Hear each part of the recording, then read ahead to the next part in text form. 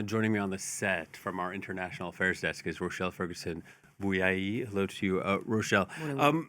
Lebanese officials have been asking for direct talks since the start of the war. Why is Netanyahu only proposing them now? Well, those talks are being proposed now. If we think back to that report, then Netanyahu saying that, he will get his cabinet to engage in these direct talks, was, as you rightly say, the Lebanese government has been asking for some time. The problem, though, Will, with that is that the Lebanese president, Joseph Aoun, has said, look, these talks must start after a ceasefire is agreed between Lebanon and Israel. Now, clearly, that's not been agreed because, as we've been saying so far this morning, Netanyahu has confirmed that he'll continue to strike Hezbollah with force. His words, there'll be no ceasefire. So we can see that going into these talks, there are complexities already, both parties not agreeing on the conditions to actually enter in those talks.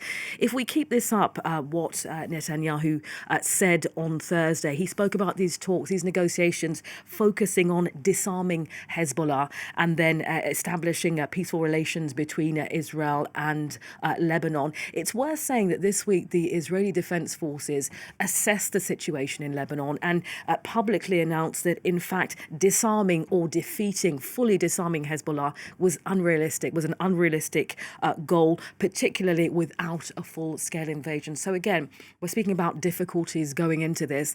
Ultimately, the two parties don't agree on the conditions to start with, but also the objectives going into this are problematic. It remains to be said, Will, that all of this is against a backdrop of a rather shaky ceasefire between the United States and Iran. Obviously, these strikes continue. You mentioned it there. These are the deadliest since the US-Israel war on Iran began. Human Rights Watch, local authorities talking about over 300 people killed. It's worth saying that the US is backing Israel when it comes to this idea that Lebanon is not part of the ceasefire. Iran's 10-point peace plan that was publicly announced this week suggests that a cessation of hostilities within Lebanon is, it has to be put in place. So going into these talks in Islamabad that will kick off tomorrow, obviously, J.D. Vance heading up the American delegation, top high-level Iranian delegates there as well.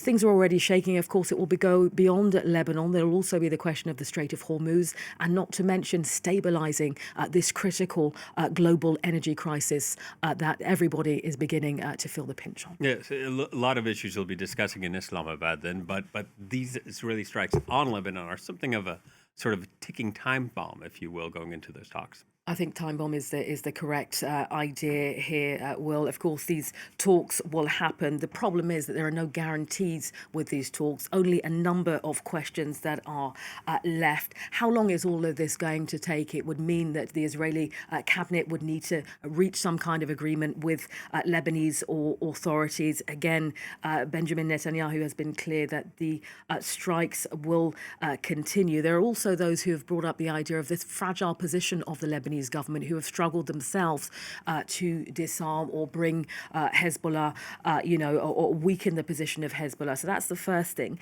A second thing is a number of observers have questioned whether this 2-week hiatus as the United States and Iran negotiate is just a carte blanche, if you will, for Israel to continue its strikes on Lebanon while the world is looking towards Islamabad. And perhaps thirdly, is this a deliberate move to dissolve the talks between Israel and the talks between Iran and the United States?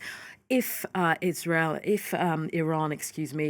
does what it said yesterday, and that would be respond to Israel over this talks, essentially these negotiations in Islamabad will become completely meaningless. So that's a real question here. I just want to leave you with a final thought.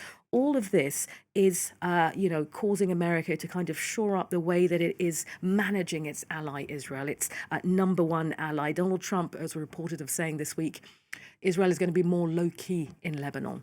Low-key, everybody is kind of looking at that as a way to, call Netanyahu to have more restraint. It wasn't said directly, but the idea is there. Remember, a failed ceasefire for the United States means an ongoing, prolonged war in the Middle East, which is incredibly unpopular with Americans already, and all of this going into the midterms coming up in November of this year. So the stakes are high for the United States, and there'll be a lot on the table, as we said, Will, in Islamabad tomorrow. Indeed. Rochelle, thank you very much. Rochelle Ferguson Bouyahi from our International Affairs Desk.